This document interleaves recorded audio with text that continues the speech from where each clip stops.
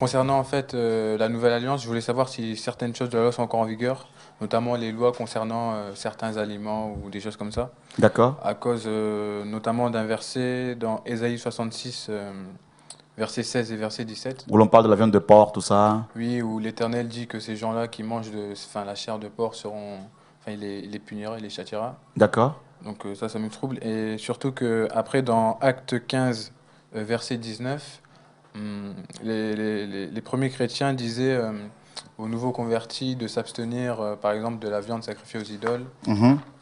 des viandes étouffées et du sang d'animaux aussi. Ok. Je voulais savoir si les lois concernant les aliments ou les lois dites de santé étaient encore en vigueur. Ok, ben regarde dans Acte 21 par exemple. Tu peux nous lire et, Acte 21 à partir du verset 17 au verset 24.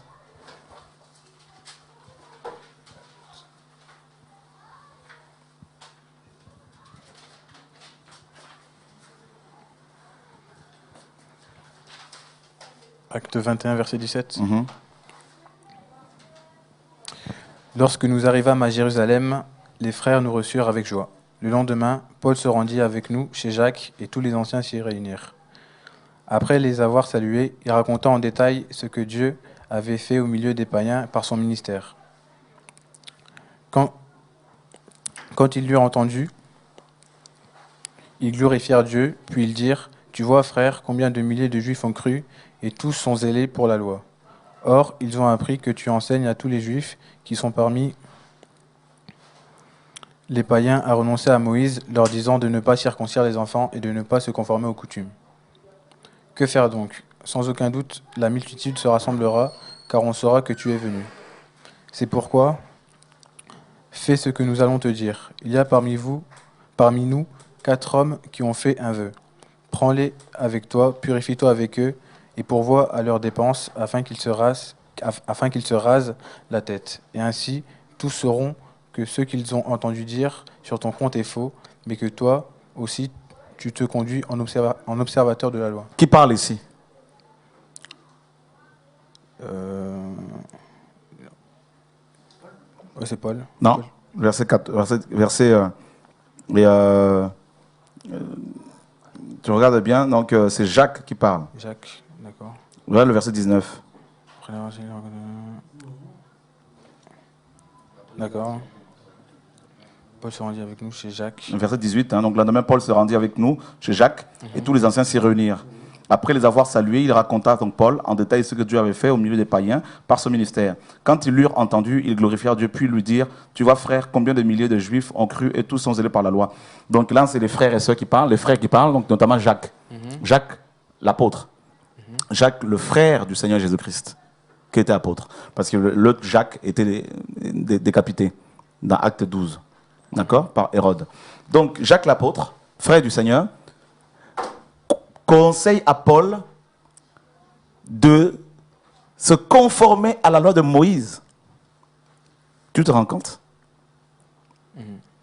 Il demande à Paul d'observer la loi de Nazaréa, dont il est question dans Lévitique 6.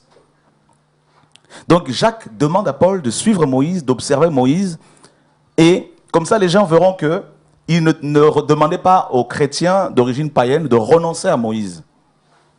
N'est-ce pas? Donc le verbe est renoncer ici, c'est apostasia. Donc il demande, c'est-à-dire donc Jacques disait à Paul, on a appris que tu demandes aux gens, aux païens qui ont donné leur vie à Jésus, de devenir des apostats par rapport à Moïse.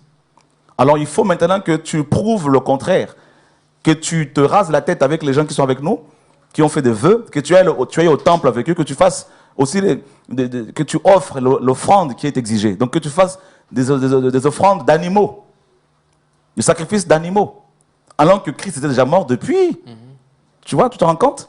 Donc ça veut dire quoi, mon frère? Ça veut dire que la plupart des apôtres là mélangeaient encore la grâce et la loi, Moïse et la grâce. D'accord. Tu te rends compte? Mhm. Regarde ce que Paul dit dans Galates chapitre 2. Donc pour vraiment pour bien comprendre les choses, Galates chapitre 2, est-ce que tu peux le lire?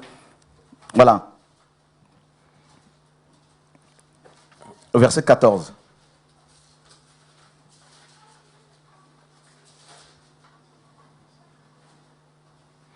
Voyant qu'il ne marchait pas droit selon la vérité de l'Évangile, je dis à Céphas, en présence de tous, si toi qui es juif, tu vis à la manière des païens et non à la manière des juifs, pourquoi forces-tu les païens à judaïser? Tu vois? Donc, même Pierre, l'apôtre par excellence, au lieu de prêcher Christ dans sa totalité, à un moment donné, il prêchait le judaïsme. Tu te rends compte? Et à ce moment-là, ils avaient l'esprit aussi. Ils avaient déjà l'esprit. Et qu'est-ce que Pierre, le même Pierre dira maintenant des écrits de Paul, de Pierre? J'espère que ça nous fait du bien ce soir. Alléluia.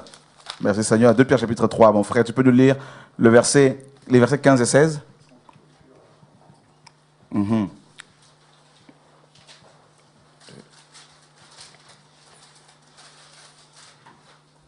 Quelqu'un a trouvé là pour...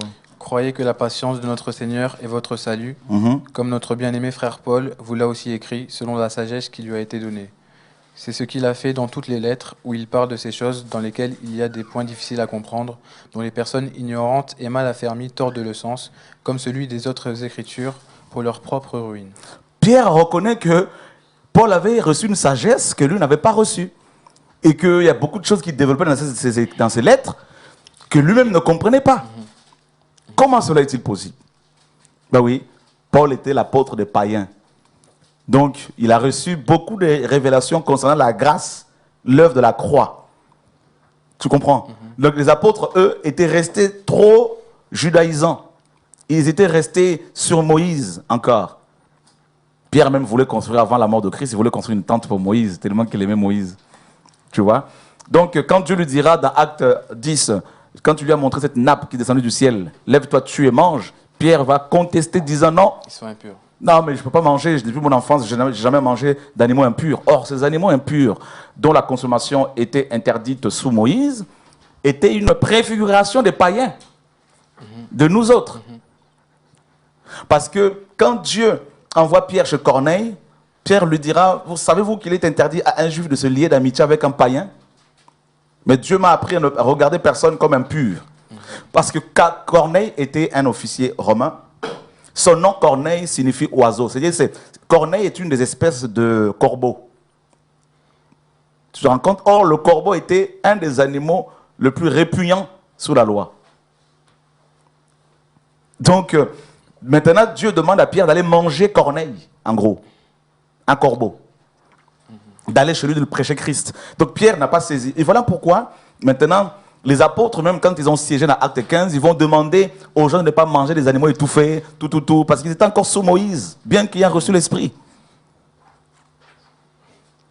Et quand Paul reçoit l'éclairage, il dira, mangez de tout ce qui se vend au marché.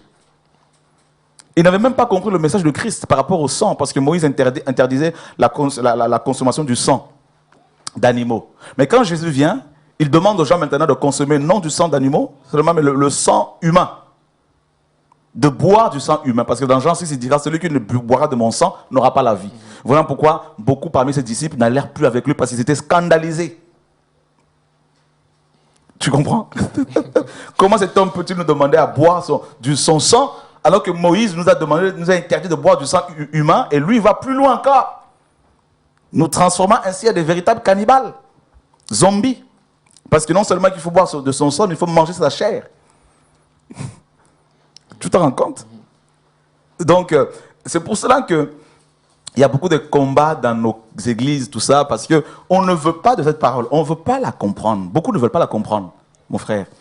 Parce que les pensées du Seigneur sont tellement profondes que quand il nous révèle sa parole, là, c'est difficile pour nous autres de l'accepter parce que elle rencontre une armure là, qui est là pour nous protéger, soi-disant, là, c'est la culture.